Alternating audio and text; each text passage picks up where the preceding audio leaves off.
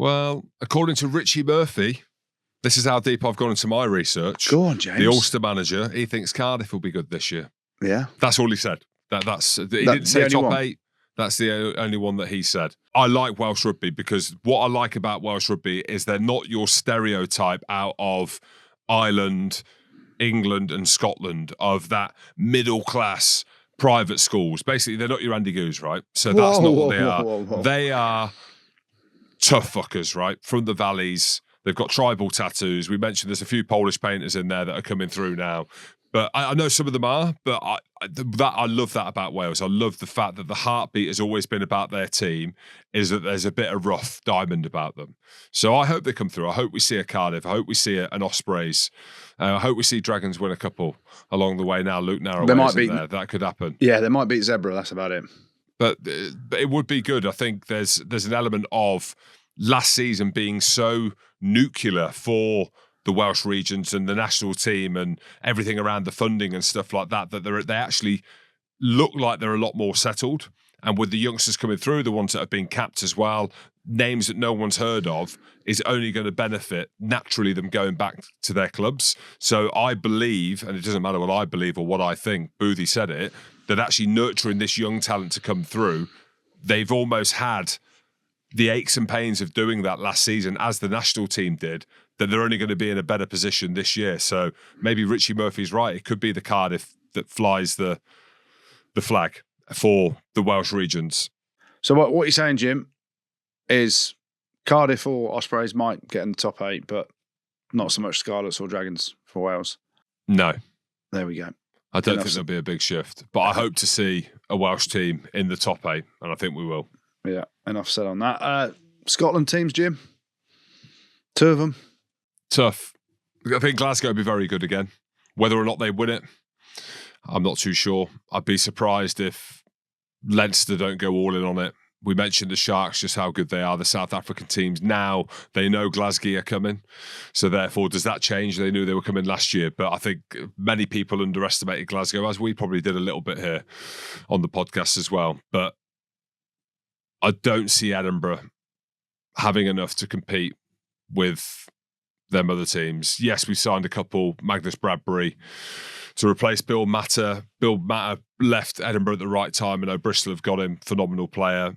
VP Nell retiring. I'd love to see Scotland bring through their own talent. Matt Curry got capped, I think, in the summer. They've got some fantastic players coming through the system. We know that Blair Kinghorn has left a massive void for Edinburgh and how well he's done at Toulouse. Darcy Graham played at the weekend against Gloucester in the pre-season friendly, so he's back after injury. Hamish Watson's got his mullet back, so that's his superpower. Oh, mate, they're winning it. They're winning it.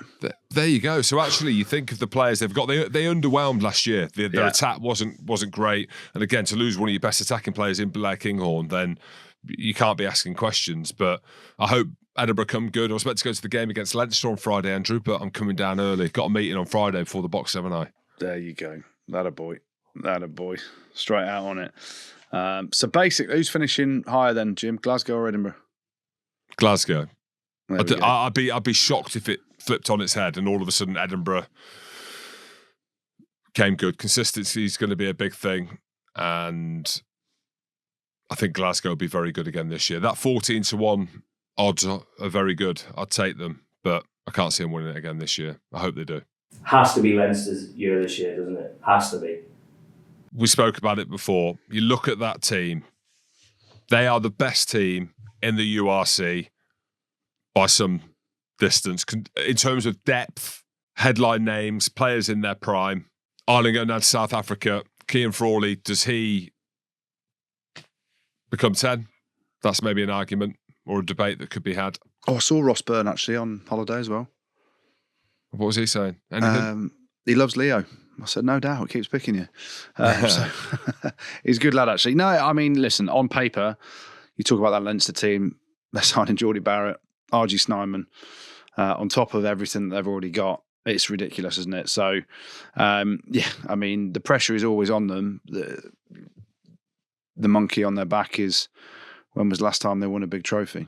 And, you know, you talk about changing the guard at 10 and all that stuff. Frawley's definitely the man for them. And their squad depth. I just go back to the conversation we had last year with Bernard Jackman around. Do you remember what you were saying about lads were fighting to train on a Tuesday just to get a training jersey? And I was like that. I find that astonishing. You know, every environment I was always in, it was lads like, I don't really fancy Tuesday. Call the old hammy or whatever, but they're scrapping to just get on the training pitch, and that's how big their squad is. So, Leinster they're going to be one of the favourites for obvious reasons, and it's an expectation that they're going to be there or thereabouts. But the big question is, I'm sure they'll be top of the log or near the top of the log throughout the whole season. It's championship rugby at the end, isn't it? Knockout rugby, and that's where they're falling short. So we shall see. James, any other Irish teams tickle your fancy? Munster? No Zeebs anymore? I mean, Munster thereabouts. No Zeebs. No Carberry. He's off to Bordeaux. And he got injured at the weekend, actually, Carberry, didn't he? Broke his hand, yeah. Yeah, he's struggling with injuries, isn't he? But yeah, I've got Munster in my top 8. I've put Connacht in there as well. In the top 8? Yeah, Mac Hansen back, Bundy Aki, tough place to go and play. I don't know why I've put them in there. Maybe because I'm mates with Mac. I've got no idea. Yeah. Ahead of Ulster or not? Well, I'm only going based on Richie Murphy making excuses already. He said they've had a 10% wage cut and a lot of his players are going to be playing in this emerging Ireland tour. So if he's making excuses, I'm making excuses. Yeah. Already. So you're saying Ulster never hear anything about Connacht. Well, I had Ulster in the top 8, but then I've kind of swapped them out for Cardiff, and that's because Richie Murphy has basically told me to do that, from what I read. Should we do it? Should we do top 8? Yeah. Go for it, James. Right, you go first. In 8th position, I am going to go. I'm going to give it to Benetton. Get one Italian team in there, Benetton. It certainly won't be Zebra, but Benetton, strong, finishing 8th. Nice. James? I went then for 7th. Yeah, good back line. Louis Lynagh has signed as well. Played against Quins at the weekend, actually. I went Benetton at 7th. I went Cardiff at 8. Yeah, I ain't putting a Welsh team in the top 8, unfortunately. I feel harsh. I've just had Boothie on. Right, you go to 7 then. 7th for me is Ulster. I'll move them out, unfortunately. Oh.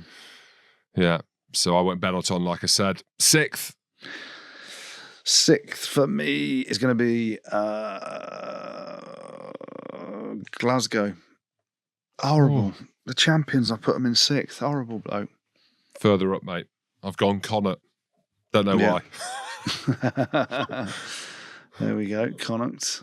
Okay, 5th, James? Munster. Oh, not as high. Yeah. I've got Munster in 4th, but I'm going to go the Stormers in 5th again. That's where they finished this year. I think they'll be better. And they lost in the final 2 years ago, didn't they? But fan of John Dobson, but yeah, I've got the Stormers in 5th.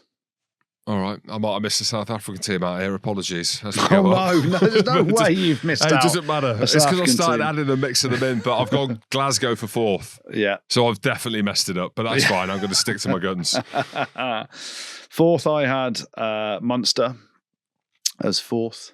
But they've got Craig Casey, Jack Crowley, who's been wicked, who's made that jersey his own. Yeah. Peter O'Mahony. You've got Coombs as well. Yeah. It could be a big season for him. Yeah, that's why I put Munster in 4th. Ty Byrne, friend of the show, one of the best players in the world. Yeah, got some good players, Roberto. 3rd, James? Well, this is where I've messed up. Because I'm going to have to choose Stormers or Bulls, because I had them all above, but there's obviously nowhere to put them. I'm going to say the Bulls. I think the Stormers might struggle a bit this year. Don't know why. Just got a feeling. You don't fancy Mazulu? Yes, I do fancy him. I do fancy him. And then I saw another podcast they were talking about him being captain as well. So I might have completely fucked it, but I'm just going the Bulls. That's just a Super C's team. Hold on, just to be clear, James, as we go through this, you've put Cardiff and Connacht above the Stormers. But accidentally, because as we're going up there, okay? But we can't go back and edit it now, so I'm stuck. Yeah, 3rd, I'm going to go with the Bulls in 3rd as well. All right. Yeah, see how they get on. And then the top 2, Jim. I've gone Sharks 2, of course, Leinster my 1. Sharks, my Sia, my Eben and my Sia. Okay, who have you gone then? I went the Sharks as well, yeah. Yeah, I've gone the Sharks in second, just purely on paper. The team they can put out, Oxenche in the front row, Naikani as well. You know, Bongi and Bonambi's there as well. You know, you've got Airburn and Friends, Sia. You know, you go across the back line as well. Fassie's a quality player. Esther Hazen as well. Yeah, I've gone Sharks, but it's... Look, on paper, I've just put them second on paper of how good the squad is for that their first team, effectively. But again, it's managing the 52 weeks of rugby a year for those Springbok players that, you know, they ain't going to play probably till December for the Sharks, which, you know, there's a chunk of the season already gone in terms of URC. So, yeah, I've gone Sharks in 2. And then top of the tree, James. Leinster. Yeah, Leinster as well. Big year. I think Leinster do it this year on both fronts. Just got a feeling. The doublé. You're going for the Leinster double? I'm trying to bring the fans back on side just because we've got some live shows happening over there. I think Leinster will be quality this year. Jacques Nienaber, another year under his belt. Yeah. I think them 2 signings will make a massive difference for them. I think Geordie Barrett is going to be a worldie if he can stay fit, which I think he will. He's got a lot of rugby to get out of the way before he gets to Leinster, but proper, as we know, one of the best players in the world. Arguably to have ever played the game, so he's just got everything. Do you reckon Geordie Barrett fancies Dragons away on a Sunday afternoon? Definitely not. I don't think he needs to, though. So whoever's fourth choice can play that one. There we go.